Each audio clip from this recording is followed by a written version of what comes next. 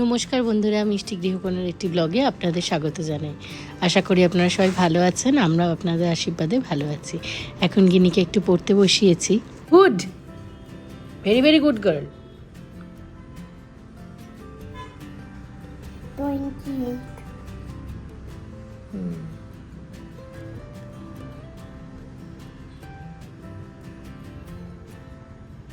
29.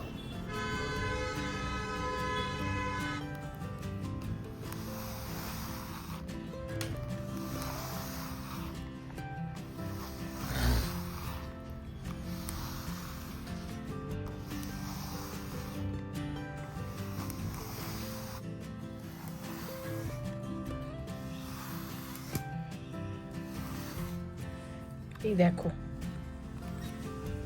কি অবস্থা, দেখতে পাচ্ছ? যাদের বাড়িতে মানে হাস্কি বিশেষ করে রয়েছে তারা বুঝতে পারবে কি সাংঘাতিক লোম। দেখো এই এত লোম, এইমাত্র আমি আঁচড়েছি, এই লোম আবার দেখছে, দেখেছো কিরকম দুষ্টু? দেখো আর সবাইকে আঁচড়ে দিতে হবে সব সময়, ওকে খালি পরিচর্যা।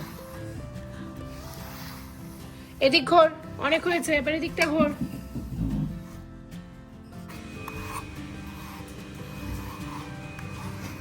মিষ্টি শেষ পর্যন্ত এই পরিমাণ লোম বেরিয়েছে। এখন ডেজিরটা চলছে, ডেজির এখন শেডিং টাইম নয়, অতটা হবে না। দেখেছিস মাম্মাম কত লোম বেরিয়েছে ডেজি মিষ্টির? মিষ্টি হ্যাঁ, না ডেজির বেরোয়নি, মিষ্টি বেরিয়েছে। ওই এত লোম লোমের মধ্যে শুয়ে পড়েছে। ডেজি, ও ডেজি, ডেজি লোমে ছোনাটা শুয়ে না বাবা। এই মাথার মধ্যে ডিজাইন করে দিয়েছি নাকি? না করে আর বদমাইশি ডিজাইন করেছে। না করে না, এবার ওয়াইপস করতে হবে, ছেড়ে দে। কালকে রাত্রিবেলা ফ্রিজে একটুখানি চিকেন ম্যারিনেট করে রেখেছিলাম। এই যে চিকেনটা দেখলাম বোনলেস পিস রয়েছে, সবসময় চিলি চিকেন ভালো লাগে না, সেই জন্য একটুখানি আদা রসুনের পেস্ট, তার সাথে একটু টক দই, মানে জল ঝরিয়ে নিয়েছিলাম, একটু লেবুর রস, একটু গোলমরিচ, একটু নুন, ব্যাস, আর কিছু দিইনি। আর এই যে দুরকমভাবে পেঁয়াজ কেটে রেখেছি, আজকে একটুখানি না ভাবছি দো পেঁয়াজা বানাবো। যদিও পদ্ধতিটা আলাদা, অনেকে অনেক রকমভাবে বানায়, আমি কি পদ্ধতিতে বানাই সেটা তোমাদের সাথে আজকে শেয়ার করি। চলো, এই যে এখানে যে ডুমো ডুমো করে পেঁয়াজটা কেটেছিলাম, এটা না একটুখানি ঘি দিয়ে ভেজে নিচ্ছি। ভেজে এটা তুলে নিয়ে ওই পেঁয়াজটা যেটা রেখেছি ওটা আমি অন্যরকমভাবে ব্যবহার করব। কড়াইতে এবার সাদা তেল একটুখানি অ্যাড করে দেবো। এই পেঁয়াজটা তো ভাজা হয়ে গেছে, এটা আমাদের পরে কাজে লাগবে। এই দেখো একটু লালচে করে ভেজে নেবে। একটু সাদা তেল অ্যাড করে দিলাম, এবার এর মধ্যে দুটো মানে এলাচ তিনটে ফাটিয়ে দিলাম, একটু লবঙ্গ দিলাম, আর তার সাথে একটুখানি আমি দিলাম চিনি। চিনিটা দিলে না খুব সুন্দর রঙটা হয়, সেই জন্য রান্নায় আমি চিনিটা বেশিরভাগ টাইমই দেওয়ার চেষ্টা করি, বিশেষ করে কালারের জন্য। আর ওপর থেকে এখানে পেঁয়াজটা দিয়ে দিলাম। পেঁয়াজটা একটু একটু করে ভাজতে হবে, মানে জাস্ট একটু লালচে হলেই হবে। অনেকে দো পেঁয়াজা অনেক রকমভাবে করে, কিন্তু এই পদ্ধতিটা আমার ভীষণ ভালো লাগে, জানো তো, মানে তাড়াতাড়ি হয়ে যায়। যদি তো ম্যারিনেট করা থাকে চিকেনটা তাহলে আরও ভালো হবে। আমি যেমনি কী করি, ম্যারিনেট করে রেখে দিই, সেটাতে চিকেনটা অনেকটা সফট হয়ে যায়। আর ব্রেস্ট পিস যেহেতু, দাঁড়াও এখানে একটুখানি লঙ্কার গুঁড়ো অ্যাড করে দিচ্ছি, কাশ্মীরিটা দিলাম। এটা ভালো করে মিশিয়ে নেবো। আর আদা রসুন কিন্তু আলাদা করে আর পড়বে না। কি সুন্দর রঙটা লাগছে না? এই যে এবারে আমি যে ম্যারিনেট করা চিকেনটা ছিল এর মধ্যে একটুখানি অ্যাড করে দিচ্ছি। লেবুর রসটা চাইলে দিতেও পারো, নাও পারো। আমি আজকে ভাবলাম যে অন্য কি বানাবো। কালকের বাবাকে বললাম চিলি চিকেন খাবে, রবিবার দিনের ব্লগ এটা, তো বললো না চিলি চিকেন খাবো না, অন্য কিছু বানাও। অন্য কিছু আর কি বানাবো, সবসময় তো ভাবি এটা বানাবো ওটা বানাবো, কিন্তু আর কাজের চাপে আর হয়ে ওঠে না। আর যতটুকুনি সময় পাই রান্নাবান্নাতে দিই। একটু হলুদ অ্যাড করে দিলাম, একটু নুন দিলাম। নুনটা আগে কিন্তু দিয়েছি, এটা ভুলে গেলে চলবে না। আগে ম্যারিনেট করা মানে চিকেনটার মধ্যে নুনটা যথেষ্ট পরিমাণেই ছিল, মনে হলো যেন স্বাদটা একটু নুনটা কম। আর দুটো গোটা কাঁচা লঙ্কা। এটা অনেকক্ষণ ধরেই কষাচ্ছি, দেখো কালারটাও অনেকটা চেঞ্জ হয়ে গেছে। এটা কষাতে কষাতে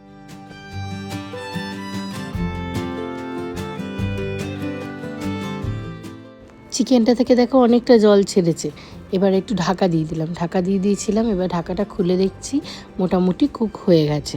আর এই দেখো চিকেনের জলটা এই জলটা আমি কিন্তু এখনও অন্য কোনো জল অ্যাড করিনি। দইয়ের থেকে তো একটা নিজস্ব জল বেরোয় আর চিকেনেরও।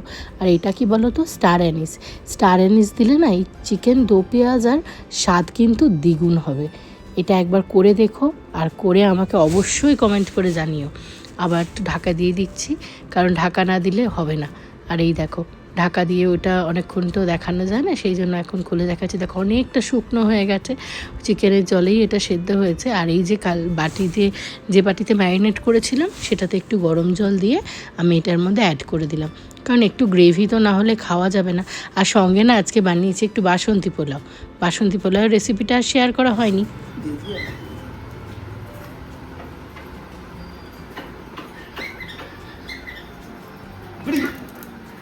দূর এখান থেকে ওকে কমড়াবি না, চোখ মুখ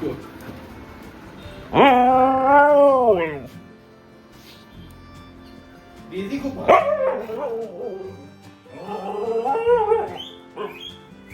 পিছনটাকে বাড়াকে না জানি ইন কেস আর যদি কামড়ে দেয় খালি পেছনে চুলগুলোকে প্রোটেক্ট করবে।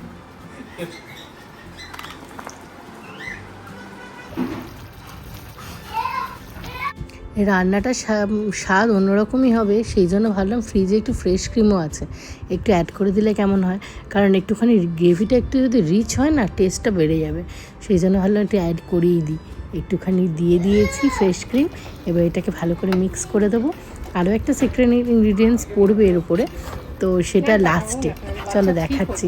এটা মোটামুটি দেখো রঙটা কিন্তু খুব সুন্দর এসেছে, খেতেও আশা করছি ভালো হবে। সার্টিফিকেট তো পাবো খাওয়ার সময়। আর এই যে এখানে সেই পেঁয়াজটা ভেজে রেখেছিলাম যেটা ঘিয়েতে, মানে এটা না প্রথমে কখনোই দেবে না, এটা নামানোর আগেই দেবে। তাতে কি হবে, মুখে পেঁয়াজগুলো পড়বে আর খেতে কিন্তু দুর্দান্ত লাগবে। একবার এইভাবে বানিও। এবারে দিচ্ছি একটা ডিম। আমি ডিমটাকে দেখো কেটে নিলাম। এবার কুচি কুচি করে আমি এর মধ্যে এটাকে দিয়ে দেবো।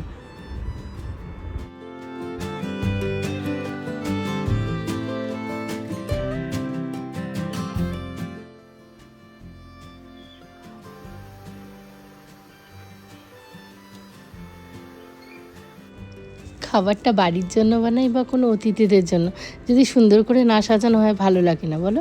সেই জন্য ওপরে একটুখানি ফ্রেশ ক্রিম দিয়ে একটু ডেকোরেশন করলাম।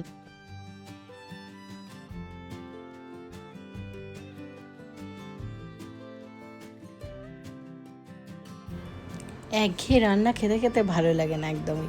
সেই জন্য বাসন্তী পোলাওয়ের সাথে এটা বেশ ভালোই লাগবে।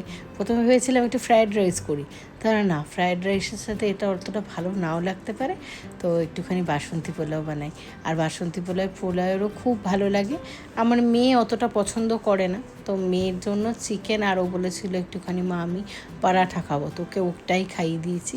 আর এখানে বাটিতে সুন্দর করে তুলে মানে রেডি করে নিচ্ছি যাতে প্লেটে দেওয়া যায়। দেখো দিয়েছি, কি ভালো লাগছে। ও শুধু ওকেই বা সাজিয়ে দেবো কেন, আমি নিজেরটাও সাজিয়ে নিলাম।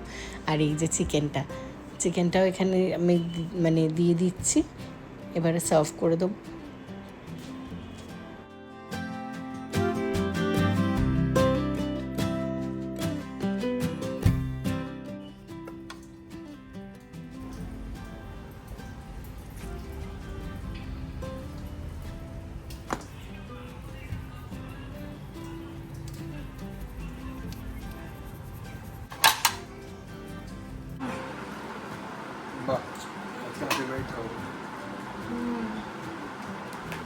করে যেটা ভালো লাগে খেতে, খেয়ে দাও।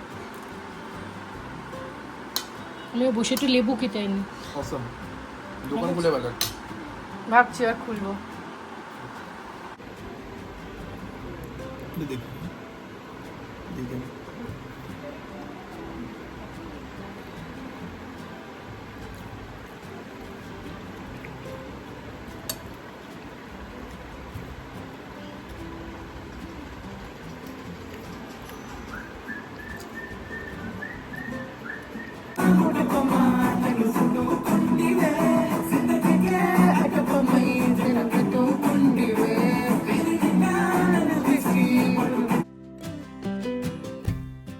সাউথ ইন্ডিয়ায় থাকে বলে এখানকার গানগুলো ওর সাথে সাথে আমারও এখন প্রিয় হয়ে গেছে। আমিও শুনি ওর সাথে, এবার ওর সাথে গুনগুন করি। তো তো ওদিকে নাচ করুক, এখন সন্ধেবেলা, আর ওকে একটু পড়তেও বসিয়েছি। আর এখানে আমার একটা পার্সেল এসেছিলো, পার্সেলটা খুলে দেখছি যে কি এসেছে। মনে হচ্ছে একটা ব্যাঙ্গেলস অর্ডার দিয়েছিলাম, সেটাই এসেছে। তো সেটা এখন খুলে তোমাদের সাথে দেখাই। তোমাদের দেখো, এটা অ্যান্টি টার্নিশ, বেশ সুন্দর লাগলো মানে ব্যাঙ্গেলসটা। তো চলো, আজকের ভিডিওটাও তাহলে এখানে শেষ করছি। ভালো লাগলে একটা লাইক করো, শেয়ার করো, সাবস্ক্রাইব করো। আর হ্যাঁ, বেল নোটিফিকেশানটা অন করতে ভুলে যেও না। দেখা হচ্ছে পরের আর একটা ব্লগে। তোমরা সবাই সুস্থ থাকো, ভালো থাকো। টাটা।